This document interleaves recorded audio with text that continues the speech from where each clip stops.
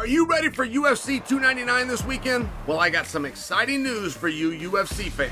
I have teamed up with DraftKings Sportsbook to bring you the ultimate fight night experience. Imagine this, you're a new customer to DraftKings, you place an initial wager, and if that bet doesn't hit, no sweat. You will get a bonus bet back in the amount of your original bet up to $1,000. Just download the DraftKings app.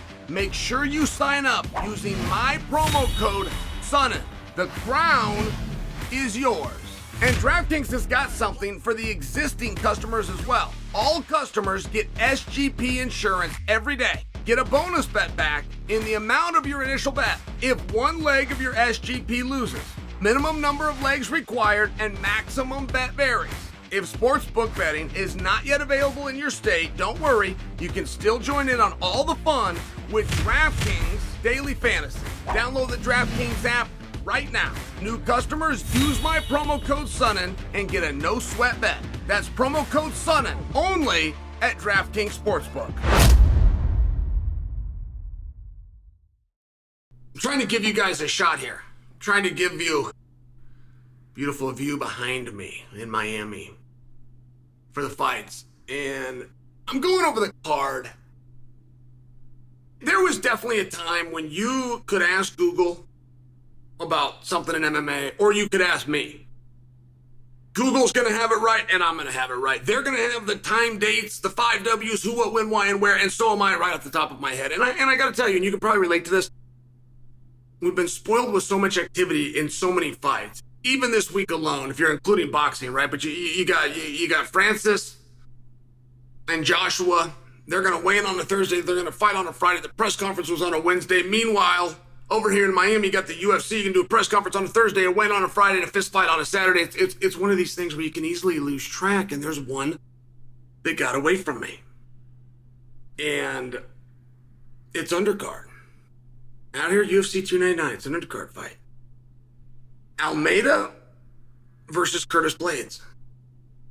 Now, there are a number of people who have been disrespected. And in all fairness, as I use that word that I never use, I don't completely know what it means. I don't fully know what it means to be disrespected. Does that mean you got your feelings hurt? Does that mean somebody insulted you? I never really know what it means. I was the guy that got accused of that. Oh, you disrespected me. I disrespected you. I'm picking a fight with you, you dumb. Right? We're getting ready to go into a cage. What do you mean? I'm going to punch you in your mouth. I'm going to kick you in your nuts if I can get away with it. I can't say something to you on Twitter. You've been disrespected. You're about to be bludgeoned. So you better settle up. But really, I don't fully know what that word means, and I don't use it very often. So when I tell you if you guys have been disrespected, do I mean they've been overlooked? Do I mean they've been passed by? Do I mean they've been underestimated? Yeah. Probably a combination of those words is what draws me to the definition that I'm attempting to apply to disrespect. But you want to know who one of those guys is? I mean, Matt Brown had won, what was it? Was it 8 in a row? Damian Maia had won a ton of them in a row. Oh, by the way, was finishing everybody. He had like 5 fight of the nights or submission of the nights in a row. Right, there's some of these things. We got Marab is on, it's like 9 in a row. I mean, there's these guys where you look at them and for some reason they're overlooked. For some reason they're underestimated. If you want to apply the word disrespected, okay. Well, one of those guys, in fairness, that I never really understood is Curtis Blaydes. When you look at Jon Jones as the greatest competitive talent in the sport, the same way as George St. Pierre is the greatest to have ever done the sport, Jon Jones is the greatest competitive talent in the sport. If you look at Jones as your bar, and people do, out of respect, Tom Aspinall shows Jon that respect. Stipe Miocic shows Jon that respect. If you look at Jon as the bar, the hardest matchup-wise, without question, is Curtis Blaydes. You want to know the last time you ever saw a headline that said Curtis Blaydes versus Jon Jones? You know the last time you ever saw a thread on the underground talking about let's get Curtis Blaydes versus Jon Jones? You want to know the last time you heard a pundit or a fellow athlete or anybody aside from me ever put those two together? It's never happened. Like, Curtis is one of these guys. Well, let me give you a great example. Okay, now I know this is a riddle, and please don't think you have to leave me a comment to correct me. I know the whole story. I'm going to say it fast, but what I'm about to say is true. Curtis recently fought Tom Aspinall. Curtis won. That's a true story. 2 fights after Curtis beat Tom in the very first round, 2 fights later, Tom fought for a world championship and won. Now, it really isn't relevant of the injury in the TKO. Not for the way I'm attempting to tell the story, which is that Curtis is a main event fighter, and come hook or crook, he wins all the time. And by the way, my point about move for move and skill for skill, Curtis being the most difficult matchup for Jon Jones, I'm accurate on that. And Curtis is going to fight in an undercard against Jaden Almeida. Now, it's the main event of an undercard, and this isn't a bad placement. I realize there's a stigma in our industry. It's not a bad placement. Jaden Almeida, though, is being viewed as an uppercomer. He is a definite threat to all of them, including Tom. I mean, he's a definite threat. Curtis isn't. The way the story is told. With perception being in reality, the beliefs within the experts and the decision makers of our sport, which is you guys, by the way. You want to talk about these little private, secret decision makers? There's nothing private about it. We do this whole thing in public on social media, and it's you. And you will tell your listeners and your friends that you better keep your eye out on Jaden Almeida. But you won't say the same about Curtis. And it's just an observation by me. Like, Curtis appears somewhere along the way to have done something to somebody, and I don't know what it is. I have never seen him be anything but a gentleman. When I'm around Curtis, by the way, I've never met Curtis, and we run in the same industry. I've known him for 10 years, but I've never actually met him. But I've been in the same room. I've observed him. I watched him with other people. He's a very nice guy.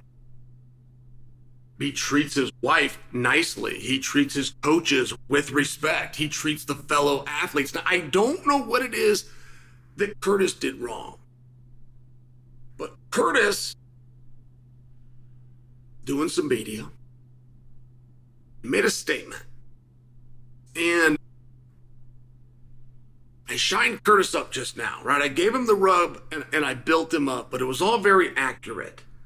And I do it in the hopes that you agree with me so that you know his opinion is valued and matters, and he shared his opinion. It has to do with the fellow heavyweight division. He said Jon Jones is not avoiding Aspinall. He's not afraid of Aspinall. He is going to wait for Stipe Miocic because it's the biggest fight of the century. Now,